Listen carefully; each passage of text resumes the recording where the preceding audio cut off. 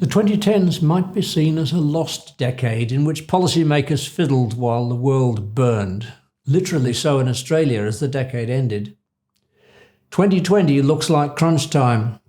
Several key international conferences are coming up, including COP26, the UN Climate Change Conference in Glasgow. But the time for talking is over. We're dangerously close to a tipping point, beyond which we won't be able to live as we expect to now. We all know what a pension scheme is for, so we can carry on living after we stop working. But we need to ensure the planet is habitable. Pension scheme trustees have traditionally focused on maximising investment returns, with little or no attention paid to the business activities where contributions were invested. The 1985 case of Cowan versus Scargill is sometimes still invoked in defence of this outdated view. But the industry has largely moved forward, and we now hear more about responsible investment. The current leitmotif is ESG, or environmental, social and governance.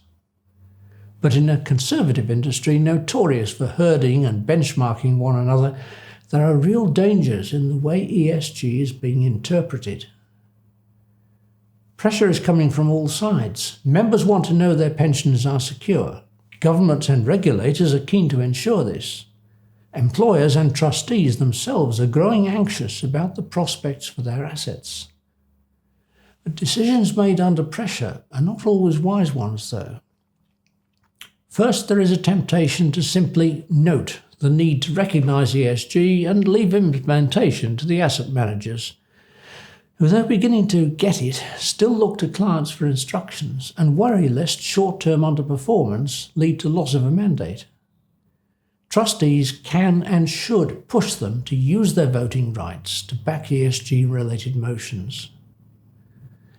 Trustees can be vulnerable to greenwashing via funds which superficially look good but where the underlying assets are unreconstructed. This illustrates a second danger: treating responsible investment as a tick-box exercise. It arises all too easily in a culture where the main driver is compliance. What do we have to do, and have we done it? Without an audit and impact review of the investments, however, a tick-box approach won't solve our problems.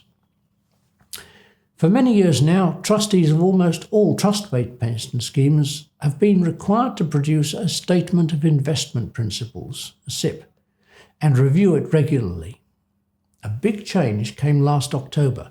Amendments to the investment regs mean the SIP must now include policies in relation to, amongst other things, financially material considerations over the appropriate time horizon of the investments, including how those considerations are taken into account in the selection, retention, and realisation of investments.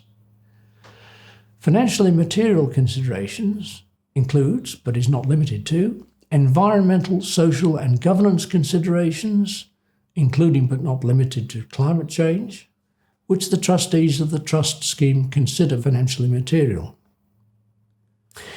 It's much easier to adopt a negative screening approach, identifying investments to be avoided, than to seek out opportunities for positive impact. Pension schemes are huge investors and should be facilitating the future, backing sustainable business models. Another danger is to restrict interpretation of ESG to climate change. Simply leaving out fossil fuels is not enough. Responsible investment demands more engagement by trustees with the businesses in which they have chosen to invest. ESG also means paying attention to social issues, diversity, employee rights, use of agency workers, supply chain monitoring, and so on. And just as important is good governance. Better governed companies are likely to prove more profitable. Growing attention is being paid to boardroom remuneration and directors' pensions, with the Financial Reporting Council strengthening the UK Corporate Governance Code, a positive step for shareholders. We should not delegate all responsibility to trustees, any more than we should sit back and wait for governments to agree on the way forward. Most of us now are pension scheme members, and we're saving for our lives. We can and must make our voices heard. This year, planet Earth might pass the point of no return, the tipping point I referred to earlier. It's not only our future that's at stake, our children and grandchildren might not have a life worth living unless we turn the tanker around and invest in a sustainable planet. The anthropologist Margaret Mead said, "Never doubt that a small group of thoughtful, committed citizens can change the world. Indeed, it's the only thing that ever has." As 16-year-old Greta Thunberg has shown, even one person's solitary public stand can make a huge difference. Join the discussion to ensure we take the right approach to ESG. Email me or post a comment, and also take the time to subscribe if you want to be notified for the next video.